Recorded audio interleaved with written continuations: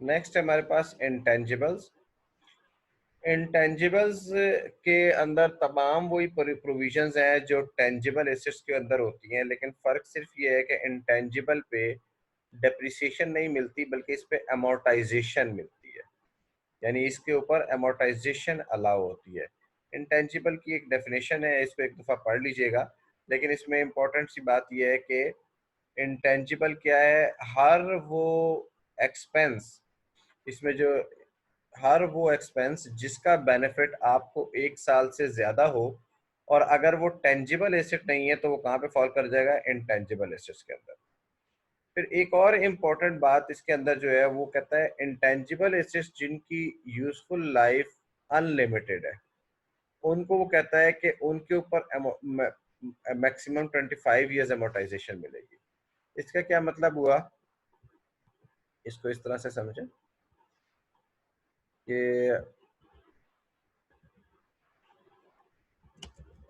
Company purchased intangible asset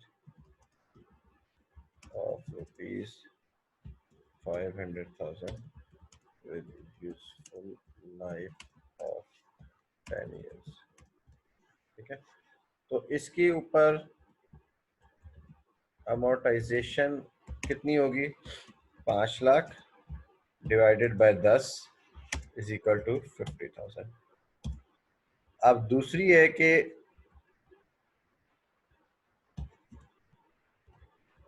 with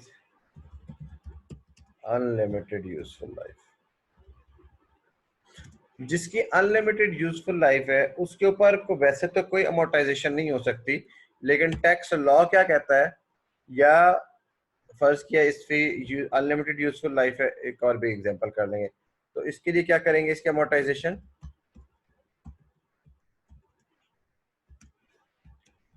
5 lakh divided bye 25, कहता है इसकी यूजफुल लाइफ कंसीडर की जाएगी कि ये इसकी यूजफुल लाइफ जो है वो 25 साल है, तो ये इसके ऊपर अमोर्टाइजेशन कितने जाएगी, 25 50 20,000 पर ईयर हो जाएगी। ठीक है, फिर एक और कहता है कि a company has purchase intangible asset by with useful life of 30 years, तो जिसकी यूजफुल लाइफ 30 ईयर्स होगी उसकी भी यूजफुल लाइफ लॉ कहता है आपने लिमिट करनी है कहां पर, 25 ईयर्स। ठीक है, तो इसमें जिस तरह हम डेप्रिसिएशन में करते थे हमेशा अकाउंटिंग अमोर्टाइजेशन एड बैक कर देते हैं और टैक्स अमोर्टाइजेशन क्लेम कर लेते हैं, अकाउंटिंग अमोर्टाइजेशन एड बैक कर देते हैं और टैक्स अमोर्टाइजेशन क्लेम कर लेते हैं। एक और फर्क अमोर्टाइजेशन में और डेप्रिसिएशन में है, वो है claim of amortisation on number of days basis, यानी for example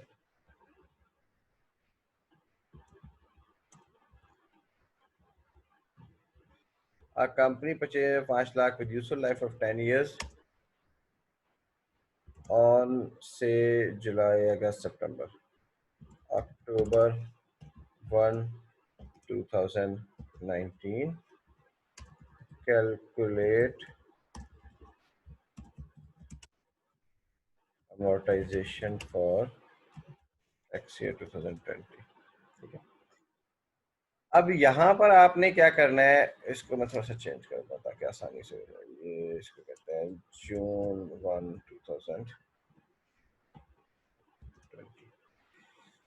calculate amortisation for 2020। अब अगर तो ये टेंजिबल एसेट होता है तो टेंजिबल एसेट में तो सिंपली हम उसके ऊपर डेप्रिसिएशन का रेट चार्ज करते हैं और फुल ईयर डेप्रिसिएशन क्लेम कर लेते हैं, लेकिन इंटेंजिबल में फुल ईयर डेप्रिसिएशन नहीं मिलेगी बल्कि हम इसे क्या करेंगे, मल्टीप्लाई बाय 30 डिवाइडेड बाय 365 करेंगे, उसमें हम अमोर्टाइजेशन को नंबर ऑफ मंथ्स के ऊपर डिस्ट्रीब्यूट कर देंगे, तो हमारा जवाब आएगा 50,000 मल्टीप्लाई बाय 30 डिवाइड बाय 365, 4,110 रुपए।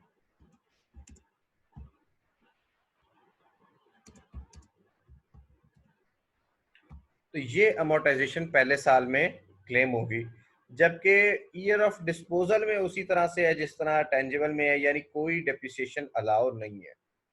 तो ये दो मेजर फर्क हैं अमोर्टाइजेशन में। एक तो अमोर्टाइजेशन में एक यूजफुल लाइफ की लिमिट लगा दी है, और ये देख रहे हैं आपकी ये स्ट्रेट लाइन बेसिस के ऊपर है। डेप्रिसिएशन हम मैं आपको इसमें बल्कि लिख देता हूँ, एक स्लाइड बना देता हूँ।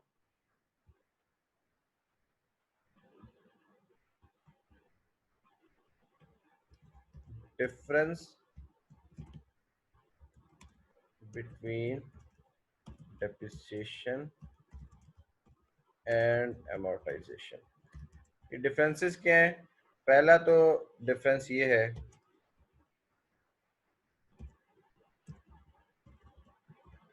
depreciation on tangible and amortization on intangible। ठीक है, एक डिफरेंस ये हो गया। यूजफुल इसमें depreciation as per WDV method and amortization as per straight line method। फिर year of acquisition, full year depreciation, year of acquisition, proportionate amortization। ठीक है, यानी ईयर ऑफ एक्विजिशन में फुल ईयर डेप्रिसिएशन मिलती है, और ईयर ऑफ एक्विजिशन में proportionate amortisation मिलती है। Year of disposal no difference, that is no depreciation और no amortization is allowed। Initial allowance equal to yes for intangible, sorry, yes for tangible, no for intangible। ठीक है,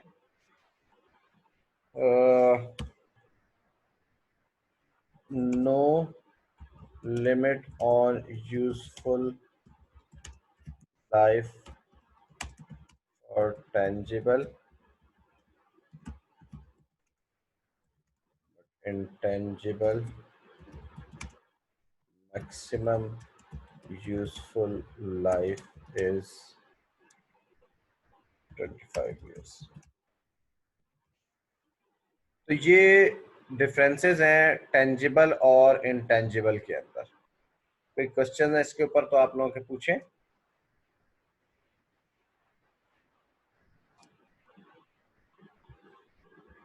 intangible और tangible में okay, कोई question नहीं है। Next है हमारे पास डिस्पोजल ऑफ एसेट्स। अच्छा, डिस्पोजल ऑफ एसेट्स का हम पहले ये पढ़ते आ रहे हैं कि जब एसेट आप डिस्पोज ऑफ करते हैं, जब इस किसी का चैट में क्वेश्चन है, claim on number of days, claim on number of days का मतलब ये है कि आप ये इस एग्जांपल को देखें, ये आखिरी वाली एग्जांपल को। ठीक है, अब एसेट यूज जरूरी तो नहीं है कि आप साल के पहले ही दिन खरीद लें। साल शुरू कब होता है? जुलाई 1 पे शुरू होता है। ठीक है, तो जितने जब आप एसेट खरीद लेते हैं, जब आप इंटेंजिबल परचेज कर लेते हैं, तो उस दिन से अमोर्टाइजेशन स्टार्ट होती है और आपको प्रोपोर्शनेट करना होता है। जैसे इस एग्जांपल में हमने देखा कि आपने इंटेंजिबल खरीदा, तो उसकी यूजफुल लाइफ तो 10 साल लेंगे। जैसे 5 लाख जो बताई गई है, 5 लाख में से 10 से डिवाइड किया तो 50,000 आ गई। फिर आप क्या करेंगे? ईयर ऑफ एक्विजिशन में उसकी अमोर्टाइजेशन को प्रोपोर्शनेट करेंगे। ये एसेट चूंकि जून 1 पे खरीदा है, तो कितने दिन रह गए थे साल खत्म होने में? 30 डेज। तो मल्टीप्लाई बाय 30 डिवाइडेड बाय 365 करें। तो इस तरह ये आपके पास अमोर्टाइजेशन 50,000 की बजाय 4,110 रुपए कैलकुलेट। कोई और क्वेश्चन किसी का? Okay, disposal of assets. Disposal of asset क्या है कि जब आप एसेट बेचते हैं, आपको याद है कि हमने पढ़ा था कि डिस्पोजल ऑफ एसेट के ऊपर हम क्या करते हैं, एसेट्स के ऊपर ये जो टॉपिक है ये थोड़ा सा कॉमन टॉपिक है कैपिटल गेन्स के साथ भी और बिजनेस एसेट्स के डिस्पोजल के साथ भी। तो डिस्पोजल ऑफ एसेट में हम क्या करते हैं, अगर तो कैपिटल एसेट का हम गेन मालूम करते थे तो हम क्या करते थे, consideration minus cost, consideration minus cost करते हैं। और जब हम गेन मालूम करते हैं बिजनेस एसेट का तो हम क्या करते हैं, consideration minus return down value. Consideration में से हम क्या चीज माइनस करते हैं, रिटर्न डाउन वैल्यू माइनस करते हैं, और जो जवाब आता है वो हमारा गेन बन जाता है। ठीक है, तो ये हम कब मालूम करते हैं, जब एसेट को डिस्पोज ऑफ करते हैं, जब एसेट को सेल करते हैं। लेकिन लॉ ये कहता है कि डिस्पोजल का जो इवेंट है, डिस्पोजल का जो इवेंट है वो सिर्फ सेल नहीं है। ये डिस्पोजल की आपने डेफिनेशन याद करनी है, और ये कहता है a person who holds an asset shall be treated as having made a disposal of an asset at the time the person parts with the ownership of the asset, including when the asset is sold, exchanged, transferred or distributed, cancelled, redeemed, relinquished, destroyed, lost, expired और surrendered। इनमें से कोई भी event हो जाए तो ये क्या कहलाएंगे, डिस्पोजल। और जब ये डिस्पोजल होगा तो इसका मतलब है आपने गेन लॉस कैलकुलेट करना है। मसलन एक एसेट है, आपने एक गाड़ी खरीदी, गाड़ी आपने 5 लाख रुपए की खरीदी, और गाड़ी जो है खुदा न खास्ता सैलाब में बह गई या गिर गई नहर के अंदर, तबाह हो गई, एक्सीडेंट में जल गई, तो ये अब वो गाड़ी बेकार हो गई। तो वो कहेगा कि जनाब ये गाड़ी या चोरी हो गई, तो अब वो गाड़ी क्या हो गई, डिस्पोज ऑफ हो गई। डिस्पोज ऑफ हो गई तो उस गाड़ी के ऊपर गेन लॉस कैलकुलेट होना जब बन जाएगा। वो गेन लॉस कैसे कैलकुलेट करेंगे, अब अगर गाड़ी चोरी हो गई तो इसका मतलब है कंसिडरेशन तो कोई नहीं है, सेल प्राइस 0 है, तो गाड़ी की जो भी रिटर्न डाउन वैल्यू होगी वो आपके लिए क्या बन जाएगी, लॉस ऑफ एसेट। तो सारे का सारा बिजनेस लॉस बन जाएगा। और अगर वो गाड़ी आपकी पर्सनल गाड़ी है तो वो सारे का सारा क्या बन जाएगा, कैपिटल लॉस बन जाएगा। ठीक है, फिर कहता है कि transmission of an asset by successor under a will shall be treated as disposal of asset. यानी वसीयत में जब या इनहेरिटेंस में जब कोई एसेट किसी को मिलता है तो वो जो इनहेरिटेंस देने वाला है या वसीयत करने वाला है उसके लिए क्या है, ये डिस्पोजल ऑफ एसेट का event. The application of business asset to personal use. अगर बिजनेस का एसेट, मतलब मेरे दफ्तर में एसी लगा हुआ है, मैं एसी उतार के घर में ला के लगा लेता हूँ, तो ये क्या हो गया, बिजनेस एसेट को मैंने पर्सनल इस्तेमाल में ले आया। तो कहता है ये भी डिस्पोजल का इवेंट है।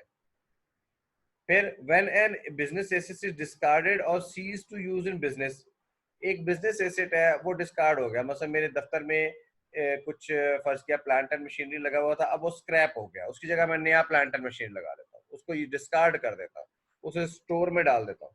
तो वो जब एसेट डिस्कार्ड हो जाता है तो उस वक्त भी कहता है डिस्पोजल का इवेंट हो गया। A person shall be treated as having acquired an asset at the time the person begins to own the asset, including at the time the person is granted any right। यानी जब उसको कोई right मिल जाएगा या उसको asset को own करना शुरू कर देगा तो वो कहता है कि वो एक्विजिशन का इवेंट समझा जाएगा। The application of a personal asset to business use shall be treated as an acquisition of asset। अगर पर्सनल एसेट को बिजनेस इस्तेमाल में ले आएगा तो उसे भी कहा जाएगा कि ये पर्सनल एसेट से ट्रांसफर हो गया, ये बिजनेस में, ये पर्सनल एसेट से ट्रांसफर हो गया, तो ये बिजनेस एसेट को डिस्पोज ऑफ हो गया। क्वेश्चन पूछा गया है, sir transmission under a will में भी एसेट ट्रांसफर तो नहीं हुआ, so why would it be treated as disposal. Transmission under a will में अभी एसेट, ट्रांसमिशन का मतलब यही है कि ट्रांसमिट हो गया है। ठीक है, एक विल है, विल में अगर वसीयत है, वो वसीयत जब अमल दरामद होगी तो एसेट ट्रांसमिट होगा ना। ट्रांसमिशन का लफ्ज और ये ट्रांसफर की बजाय ट्रांसमिशन का लफ्ज इस्तेमाल किया, एक ही मतलब है। ट्रांसमिशन का लफ्ज यूज करते हैं विल के तहत। ठीक है, तो ट्रांसमिशन ऑफ एसेट का मतलब है जब एसेट उस बंदे के पास आ जाएगा, जब ट्रांसफर हो जाएगा, तो डिस्पोजल का इवेंट हो चुका है। ये सारे इवेंट्स क्या है, ये डिस्पोजल के इवेंट्स हैं। ये सारे इवेंट्स क्या है, ये डिस्पोजल के इवेंट्स हैं। और डिस्पोजल के इवेंट्स जब होंगे तो इन इवेंट्स के ऊपर गेन लॉस कैलकुलेट करना पड़ेगा। आपके एग्जाम में बाज़ औक़ात ये इस तरह से आ जाता है, वो कहता है कि जनाब आपने पर्सनल एसेट था बिजनेस को ट्रांसफर कर दिया, बिजनेस एसेट है पर्सनल को ट्रांसफर कर दिया। अब जब बिजनेस एसेट पर्सनल को ट्रांसफर करेंगे तो सेल प्राइस तो जीरो होगी। यूजुअली बिजनेस एसेट पर्सन को ट्रांसफर करें या पर्सनल एसेट बिजनेस को ट्रांसफर करें तो सेल प्राइस जीरो हो जाती है, ठीक है। तो इस सूरत में क्या होगा, अब इसके लिए हमने आगे सेक्शंस पढ़ने हैं जिसमें ये एक्सप्लेन किया गया है कि एसेट की सेल प्राइस क्या होनी चाहिए, एसेट की कॉस्ट कैसे कैलकुलेट करते हैं, और फिर जाहिर सी बात है कॉस्ट का और सेल प्राइस का इम्पैक्ट जो है वो गेन लॉस की कैलकुलेशन पर आएगा। पहले आपने ये समझ लिया कि डिस्पोजल के इवेंट्स क्या क्या होते हैं। इसमें सबसे पहली जो चीज है वो ये है, कहता है कि एसेट्स जब आप परचेज करेंगे, एसेट्स जब आप परचेज करेंगे तो उनकी परचेज करते हुए इसमें जो आपके लिए ना इम्पोर्टेंट या रेलेवेंट है वो ये पहले वाला है। ये दूसरे वाला इसको आप ये इतना रेलेवेंट नहीं है आपके कोर्स के साथ। ये पहले वाला जो है ना ये ज्यादा रेलेवेंट है, ठीक है। ये कहता है अगर आपने कोई इमूवेबल प्रॉपर्टी खरीदी और उसकी कीमत 50 लाख रुपए से ज्यादा है, अगर आपने कोई इमूवेबल प्रॉपर्टी खरीदी और उसकी कीमत 50 लाख से ज्यादा है, या कोई और एसेट खरीदा जिसकी कीमत 10 लाख रुपए से ज्यादा है।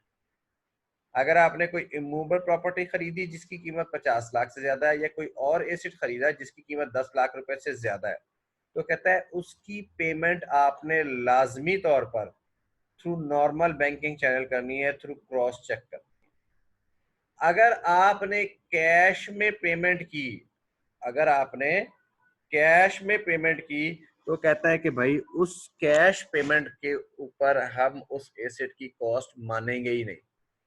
यानी 50 लाख का एसेट कॉस्ट जीरो हो जाएगी।